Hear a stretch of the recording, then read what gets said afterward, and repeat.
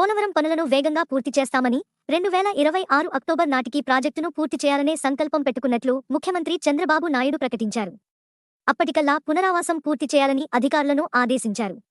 గత ప్రభుత్వ విధ్వంసంతో పోలవరంలో కనీసం 10,000 కోట్ల నుంచి 15,000 కోట్ల నష్టం జరిగిందన్నారు.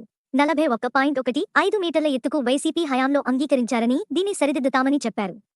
పనులను పరుగులు పెట్టించడంపై అధికారులకు దిశానిర్దేశం చేశారు.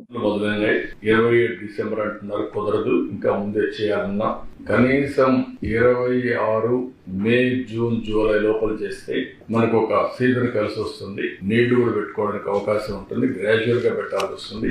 కనీసం 26 నుంచి వాటర్ ని బిల్డప్ చేయడానికి మనకు టైం అంతా కూడా 26 మీరు చూస్తే ఇక్కడ అక్టోబర్ వరకు ఉధృతంగా ఫ్లో ఉంటుంది, తర్వాత తగ్గుతుంది. కాబట్టి అంత లోపల చేయగలిగితే నీళ్లు ఇన్ఫౌండ్ చేయడానికి అవకాశం ఉంటుంది. అది కూడా చేయమని చెప్పి